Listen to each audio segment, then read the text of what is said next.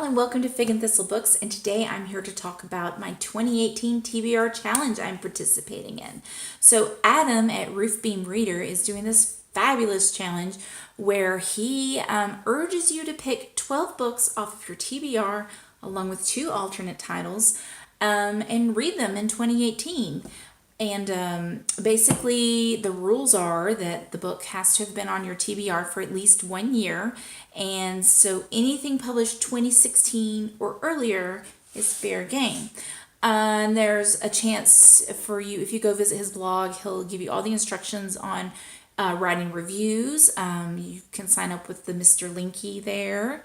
And I think there's a drawing for an Amazon gift card at some point at the end. So we'll have to see. And so I picked 12 books. The way I looked at my TBR, I didn't go to Goodreads and look at my list of books I want to read because there's a lot. And instead I went to my shelves and I picked books that have been calling to me, that I have picked up on occasion and added to a monthly TBR pile, or started, reading like the first few sentences and was really gripped. And then for some reason, I didn't read them. I want to read these books so very badly, and I don't know why I haven't read them yet.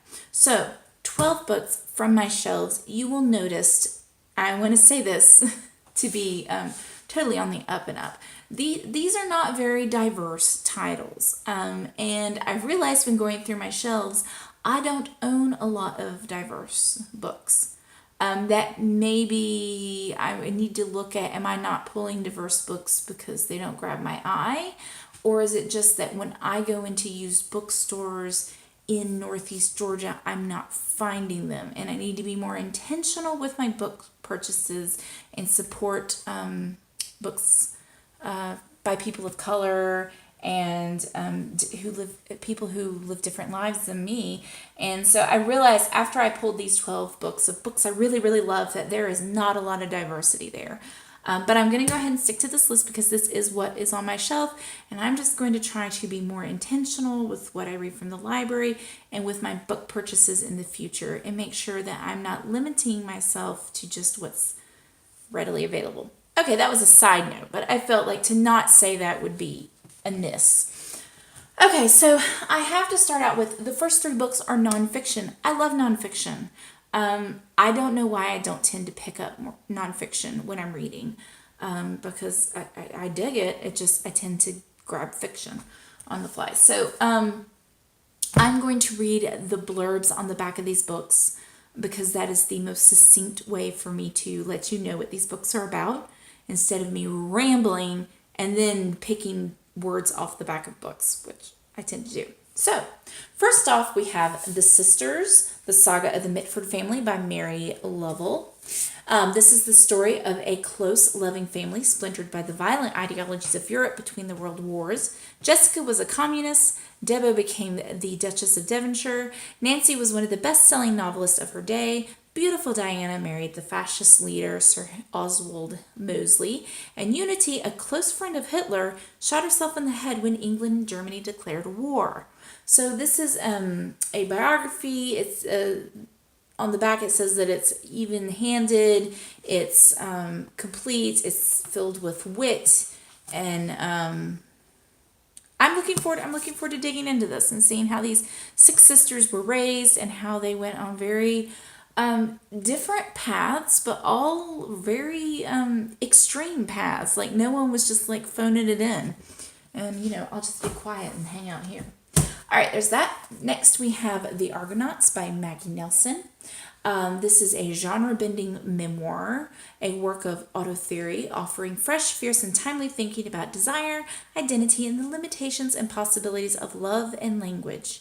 It binds an account of Nelson's relationship with her fluidly gendered partner and a journey to and through a pregnancy to a rigorous exploration of sexuality, gender, and family.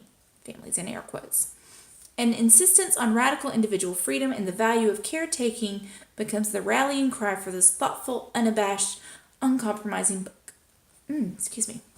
That sounds fabulous, and I'm a huge Maggie Nelson fan.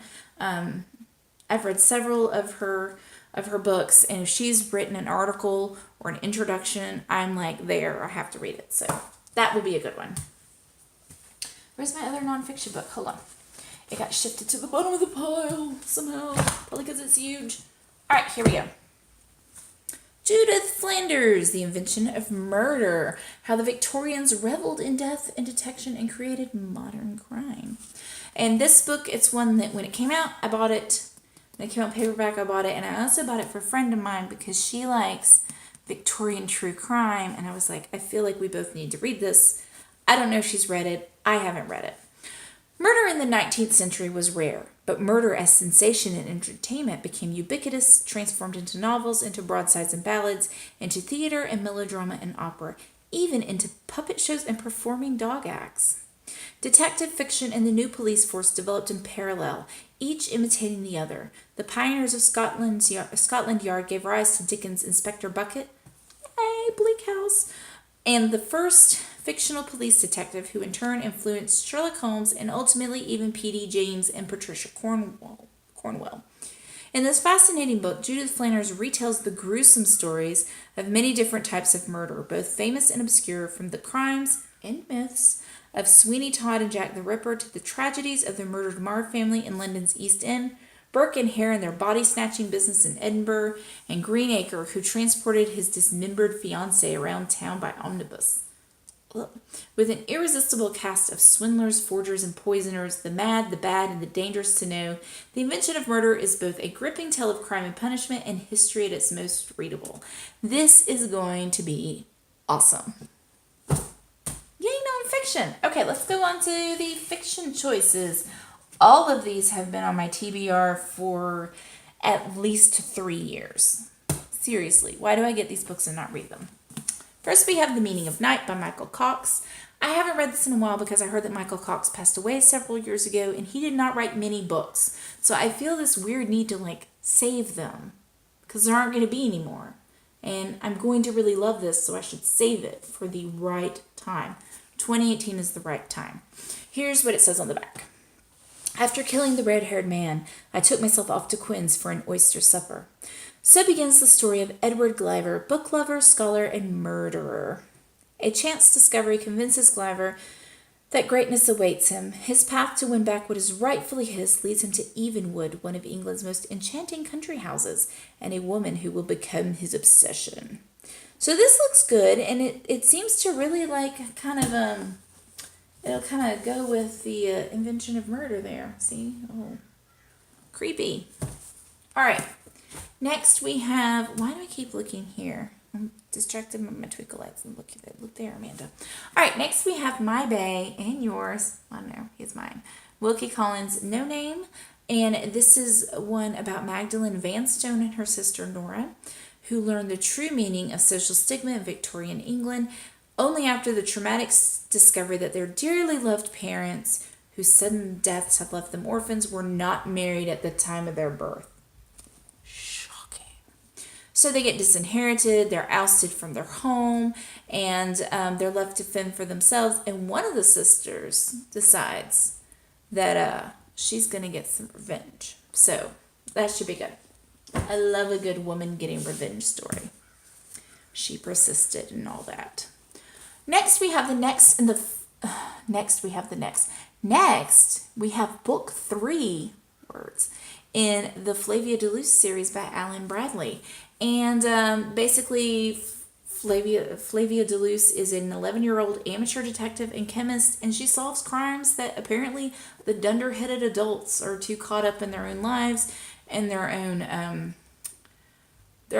inability to approach something with an open mind and look at all possibilities. So she ends up solving crimes all the time. And I'm thinking she has this bicycle she calls Gladys, and I'm really hoping that's not Gladys. We'll have to find out. All right, next we have a book, Jane and Prudence by Barbara Pym. I love Barbara Pym. She's witty, she's fresh, she writes the best dialogue ever, and I don't know what this is about really. There's just 2 characters. They have a devoted friendship based on memories of Oxford school days, poetry, and their neighbors' private affairs, all discussed over leisurely lunches. And they share a common goal, finding a suitable mate for Prudence. So that'll be good. I've never met a Barbara Pym novel I didn't like.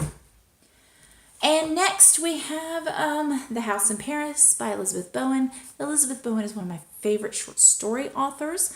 I like her novels, but she is a superb author of short stories. If you can get your hands on the collected short stories of Elizabeth Bowen, you will be quite happy. And this is one of her novels. 11-year-old Henrietta arrives at the Fishers' well-appointed house in Paris. She's prepared to spend her day between trains, looked after by an old friend of her grandmother's. Henrietta longs to see a few sights in the foreign city. Little does she know what fascinating secrets the Fisher house itself contains. And I will just leave it at that. It does say that this is one of Elizabeth Bowen's most artful and psychologically acute novels, a timeless masterpiece of nuance and atmosphere, and represents the very best of Bowen's work. So that will be good. Okay, 4 more. Daniel Deronda by George Eliot. I adore Middlemarch. I've read that giant book several times. Why have I not read this one? Daniel Deronda opens with one of the most memorable encounters in fiction. Gwendolen Harleth, alluring yet unsettling, is poised at the roulette table in Leubronn, observed by Daniel Deronda, a young man groomed in the finest tradition of the English upper classes and now searching for his path in life. Gwendolen becomes trapped in an oppressive marriage. A series of dramatic encounters draws Deronda into ever deeper sympathy with Jewish aspirations to cultural and natural identity. So, and apparently all these characters, their stories sort of weave together. And I have several friends who are like, why have you not read this book? So I'm going to read it. 2018, it's going to happen. Next, we have the next to the last series book in the Barchester Towers series by Anthony Trollope. Anthony Trollope is superb. If you like Barbara Penn, if you like Jane Austen, if you like witty dialogue and well-constructed characters and small-town antics, this is your guy. So this is the next to the last book in a very long series about this little town and all the different characters in it, and to try to summarize all of these books in a succinct way is impossible. But this is the next to the last volume. I need to finish the series so I can start on the next series by Trollope. All right, on to a weird little book by the Dorothy Project, well, published by the Dorothy Project, which is a great little independent press. And I have several of their books, and they're beautifully constructed and lots of reviving of forgotten authors. So this is by Barbara Comyns, Who Was Changed and Who Was Dead. This is the story of the Willowweed family in the English village in which they live. It begins mid-flood, ducks swimming in the drawing room windows, quacking their approval as they sail around the room. "What about my rose beds?" demands Grandmother Willowweed. Her son shouts down her ear trumpet that the garden is submerged, dead animals everywhere. She will be lucky to get a bunch. Then the miller drowns himself. Then the butcher slits his throat, and a series of gruesome deaths plagues the villagers. The newspaper asks who will be smitten by this fatal madness next. Through it all, Comyns' unique voice weaves a text as wonderful as it is horrible, as beautiful as it is cruel. Originally published in England in 1954, this overlooked small masterpiece is a twisted, tragicomic gem. Once again, Barbara Comyns sounds right up my alley, very much like Angela Carter, and so I am looking forward to digging into this beautiful little book. Last book, let's go. Sarah Waters' The Paying Guest, which I bought in hardback in 2014 because I had to read it right then. And I never buy hardback books. And I had to read it. It was essential, and then I didn't read it. And my fear comes that this is not The Little Stranger, which is my favorite book, which, by the way, they're making a movie in 2018. I'm so excited. Anyways, it is The Little Stranger, and I don't think it's going to be as good as The Little Stranger. But I think it will still be really good. And I need to just read it. I'm going to do it. I'm going to read it this year. If I don't read this book this year, I need someone to come to my house and beat me with this giant hardback book. So, Sarah Waters, it's happening. That's it. Those are my 12 for Ruth Beam Readers TBR Challenge for 2018. And yeah, I got a lot of books to read next year. I'm going to have to be on it. All right, let me know. Are you participating? What's on your TBR? Have you read any of these? What should I start with first? Let me know. Y'all can pick. Let me know. All right, thanks. Bye.